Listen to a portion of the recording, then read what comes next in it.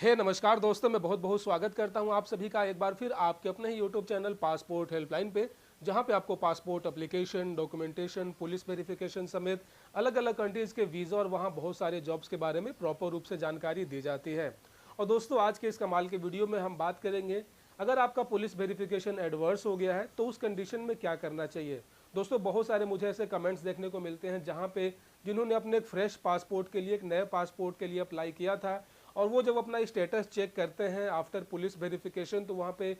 Show होता है कि police have submitted a adverse report of your address. तो बेसिकली दोस्तों, आज के इस वीडियो में हम बात करेंगे कि एडवर्स होता क्या है और इसका सॉल्यूशन क्या है, आगे आपको क्या करना चाहिए। बाई चांस अगर आपका पुलिस वेरिफिकेशन एडवर्स हो गया है तो फिर आगे क्या प्रोसेस होता है और किस तरीके से जो है आगे आपको कंटिन्यू करना है अपने एप्लीकेशन के साथ। तो बेसिकली दोस्तों, यहाँ पे आप देख ले कि जो एडवर्स का मतलब क्या होता है। एडवर्स का मतलब ये होता है कि आपने जो जानकारी दी है अपने एप्लीकेशन में अपने एड्रेस को लेकर, ठीक है, मतलब कि आपने अपने पासपोर्ट बनवाते समय, जो आप अपने अप्लाई करते समय आपने अपने पते के प्रमाण के तौर पे जो आपने वहाँ पे जानकारी दी है, जब पुलिस ने उसको वेरीफाई किया तो उसको उन्होंने गलत पाया।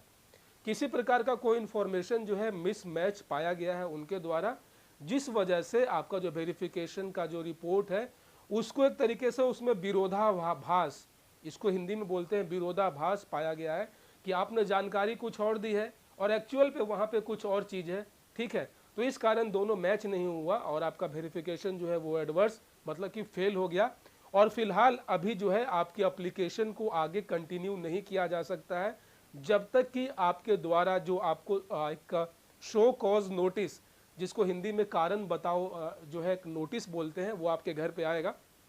या फिर आप चाहें तो उसे ऑनलाइन डाउनलोड कर सकते हैं। उसके बाद जब तक फिर आप वहाँ पे अपीयर नहीं होंगे फिजिकली, मतलब वहाँ पे जाकर आप अपनी बातों को नहीं रखेंगे, तब तक जो है आपके एड्रेस का फिर से पुलिस वेरिफिकेशन नहीं होगा और आपका जो एप्लीकेशन है वो वैसे ही वहाँ पे पेंडिंग रहेगा, अंडर रिव्यू रहेगा। अब बात आ जाती है कि यहाँ पे कौन कौन से ऐसे मुख्य कारण हैं, कौन कौन से ऐसे रीजंस हैं जिसकी वजह से जो है हमारा पुलिस वेरिफिकेशन जो है वो एडवर्स चला जाता है। तो दोस्तों, जैसा कि मैंने शुरू में ही बोला कि कुछ ऐसी जानकारी आपने वहाँ पे दी है जो झूठी है, डायरेक्टली मैं बोलूँ तो झूठी है। जैसे कि आपने अपना मकान नंबर भरा है, जैसे कि मेरा हाउस का नंबर है C34 फॉर एग्जाम्पल, और जो मेरा आधार कार्ड है, एक्चुअल में मेरे घर का जो एड्रेस है वो मकान संख्या C34 है और मेरे आधार कार्ड पे केवल C3 लिखा हुआ था, और मैंने अपने एप्लीकेशन में भी वही भर दिया जो मेरे आधार कार्ड पे था। अब चूंकि C3 और C34 में अंतर है, अब जब मैं अपॉइंटमेंट के लिए गया था तो उन्हें तो पता नहीं है कि मैं एक्चुअल में मैं जिस घर पे रहता हूँ उसका एड्रेस क्या है। उन्होंने तो उसी को सच माना जो कि मेरे आधार कार्ड में है। तो वहाँ पे मेरा अपॉइंटमेंट था वो तो सक्सेसफुल हो गया। लेकिन अब जो बारी आई पुलिस वेरिफिकेशन का, तो पुलिस के पास जो रिपोर्ट है,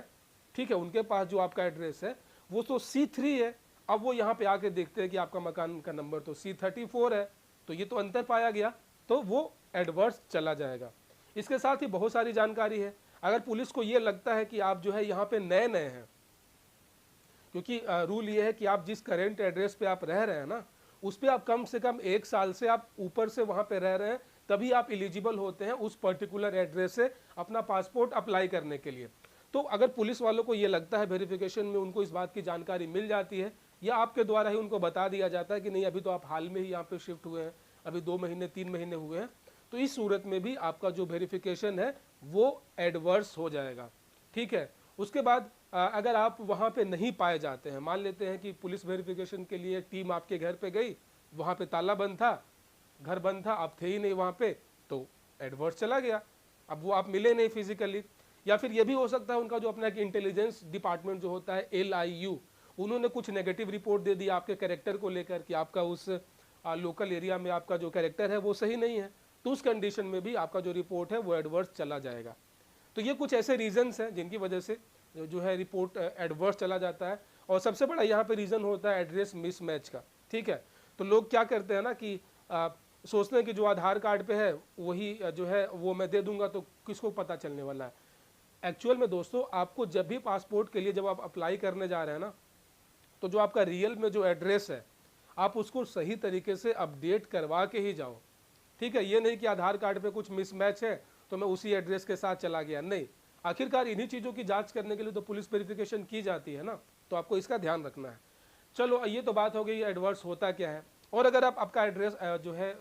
पुलिस वेरिफिकेशन एडवर्स हो गया, अब क्या करना चाहिए। तो दोस्तों जैसे ही आपका जो एडवर्स रिपोर्ट है वो आपकी आरपीओ को मिल जाता है, तो उसके बाद जो है 2 से 3 दिनों के अंदर अंदर जो है आपको एक शो कॉज नोटिस जो है वो जारी किया जाता है, जो आपके मेल पे भी आ जाएगा पीडीएफ फॉर्मेट में, आप उसको डाउनलोड कर सकते हैं, या फिर 1 हफ्ते 10 दिन के अंदर अंदर बाय पोस्ट आपके एड्रेस पे आ जाएगा, जिसपे एक प्रॉपर जो है वहाँ पे इंफॉर्मेशन लिखी होगी कि आपका जो वेरिफिकेशन है वो फेल हो चुका है, आप एक अपॉइंटमेंट लेकर आरपीओ आ जाएं। तो उस सूरत में क्या है कि आपने जिस ईमेल आईडी और पासवर्ड का यूज़ करके आपने अपना पासपोर्ट अप्लाई किया था, उसी ईमेल आईडी और पासवर्ड से लॉगिन करके आपको एक जो है इंक्वायरी अपॉइंटमेंट बुक करना होगा आरपीओ के लिए। ध्यान रखने वाली बात है, इस बार आपको पीएसके नहीं जाना है जहाँ पे आप अपॉइंटमेंट के लिए गए थे, अब आपको जाना है आरपीओ, जो कि आपके स्टेट का जो हेड पासपोर्ट ऑफिस होता है ना, और मैक्सिमम चांस है कि आपके कैपिटल में ही होगा। अगर आप बिहार से हैं तो आपका पटना में होगा, अगर आप झारखंड से हैं तो आपका रांची में होगा, ठीक है। तो वहाँ पे क्या है कि आपको अपॉइंटमेंट लेकर एक पर्टिकुलर डेट पे आपको वहाँ विजिट करना होगा, फिजिकली आपको खुद जाना होगा, जिसका एप्लीकेशन है, कोई भाई भतीजा नहीं चलेगा, ठीक है। तो आपको वहाँ पे विजिट करना होगा, और वहाँ पे जो ऑफिसर होंगे उनको तो पहले से खैर पता होगा कि आपके एप्लीकेशन के साथ क्या है, वो आपको रीज़न बताएंगे, उसके बाद जो है आपको जस्टिफाई करना होगा। और अगर आपको ऐसा लगता है कि नहीं यहाँ पे जो है उन्हीं लोगों से गलती हुई है, ठीक है, आपकी ओर से सारा इन्फॉर्मेशन सही है, मे भी शायद उनसे कुछ गलती हो गई हो, या फिर अगर आप वहाँ पे घर पे नहीं थे तो उसके बाद जो है आपको एक एप्लीकेशन वो देंगे जहाँ पे आपको साइन वाइन करके सबमिट करना होगा आपको पुलिस वेरिफिकेशन के लिए, ठीक है। अगर कुछ ऐसा रीज़न हो जो कि आप अभी तुरंत सुधार नहीं कर सकते हैं, जैसे कि पुलिस ने रिपोर्ट दिया कि अभी आप 2 महीने, या फिर अगर आपको केवल 10 महीने हुए हैं, आपको 1 साल नहीं हुआ है, तो इस सूरत में आप कुछ नहीं कर सकते। तो क्या है, वहाँ पे आप अपने फाइल को क्लोज करने का एप्लीकेशन दे सकते हैं, जैसे कि आपका फाइल जो है क्लोज हो जाएगा, और फ्यूचर में जो है आप फिर से नए पासपोर्ट के लिए अप्लाई कर सकते हैं। लेकिन आपको जो है एक बार एडवर्स हो जाने के बाद आपको आरपीओ हर हाल में विजिट करना ही करना होगा। इधर अगर आप पुलिस वेरिफिकेशन के लिए रिक्वेस्ट करें या फिर अपना फाइल क्लोज करवाएं, ठीक है, आपको विजिट करना ज़रूरी है, नहीं तो आपका फाइल जो है वो ऐसे ही एज इट इज़ होल्ड हो जाएगा, ठीक है। तो प्रोसेस काफ़ी सिंपल है, और बहुत सारे लोगों के मन में प्रश्न होता है कि क्या उसके बाद कुछ खर्चे भी होंगे, तो बिल्कुल नहीं, अपॉइंटमेंट बिल्कुल फ्री है।